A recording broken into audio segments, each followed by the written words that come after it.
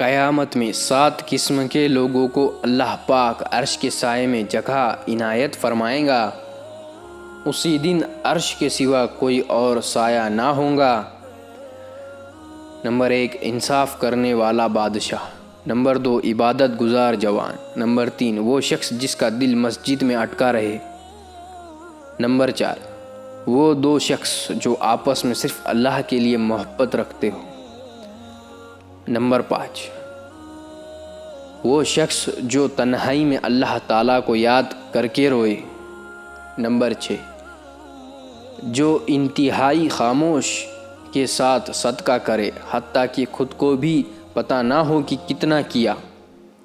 Number 7 وہ شخص جس کو حسین و جمیل عورت اپنی طرف بلائے اور وہ یہ کہہ کر ٹال دے کہ میں اللہ سے ڈرتا ہوں، ان لوگوں کا سایہ ملے گا۔ 4 باتوں کی وجہ سے پہچانا جا سکتا ہے کہ آدمی کی توبہ اللہ پاک کی بارگاہ میں قبول ہو گئی ہے۔ نمبر 1 اپنی زبان فضول باتیں، جھوٹ اور غیبت سے بند کر۔ نمبر 2 اپنے دل میں کسی کے لیے حسد و عداوت نہ پائے۔ نمبر 3 برے ساتھیوں کو چھوڑ دے۔ نمبر 4 موت کی تیاری میں لگ جائے، ہمیشہ نادیم رہے۔ توبہ کرنے والے شخص کا اللہ پاک 4 باتوں کے ذریعے اکرام فرماتا ہے۔ نمبر 1 اس کو گناہوں سے اس طرح پاک کر دیتا ہے کہ گویا کبھی اس نے گناہ کیا ہی نہ ہو۔ نمبر 2 اللہ ایسے بندے سے محبت کرنے لگتا ہے۔ نمبر 3 شیطان سے اس کی حفاظت فرماتا ہے۔ نمبر 4 دنیا چھوڑنے سے یعنی مرنے سے پہلے اسے بے خوف اور مطمئن کر دیتا ہے۔ جو مسلمان کسی مسلمان کو کسی برائی پر عار دلائے اور شرمندہ کرے، وہ تو ایسا ہے جیسے وہ برائی اس نے خود ہی کی ہو۔ جو شخص مومن کو کسی گناہ کی بنیاد پر بدنام کرے گا، وہ یقیناً اس دنیا میں مرنے سے پہلے اس برائی کے اندر مبتلا اور بدنام ہو کر رہے گا۔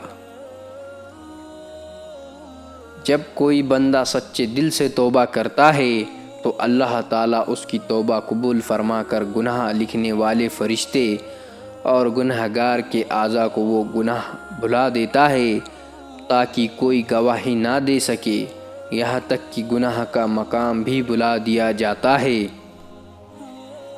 بعض تکلیف ایسی ہوتی ہے کہ ہمیں لگتا ہے کہ اب ہم مر جائیں گے، جیسے کہ اب کہیں سے کوئی مدد نہیں آئے گی، اور پھر ہم جلد مایوس ہو جاتے ہیں۔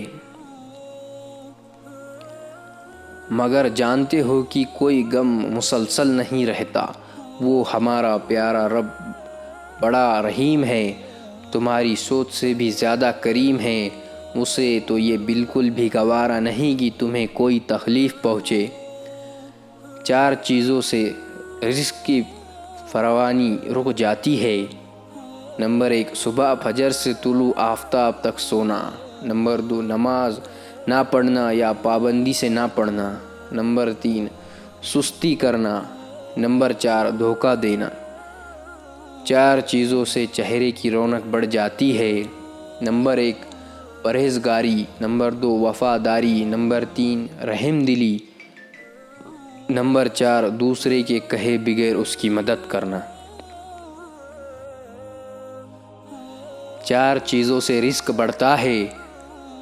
نمبر 1 راتوں کو اٹھ کر عبادات کرنا۔ نمبر 2 بہت زیادہ اپنے گناہوں پر پریشان ہونا۔ نمبر 3 مستقل خیرات دینا۔ نمبر 4 ذکر کرنا، اللہ پاک کو یاد کرنا۔ آپ صلی اللہ علیہ وسلم نے فرمایا، دوسروں تک پہنچاؤ چاہے تم ایک آیت ہی کیوں نہ جانتے ہو، اور یہ ایک آیات حساب کتاب کے دن کام دیں گی۔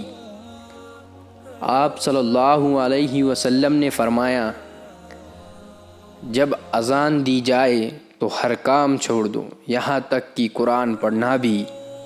جو شخص اذان کے دوران بات کرتا ہے تو ڈر ہے کہ موت کے وقت اسے کلمہ نصیب نہ ہو۔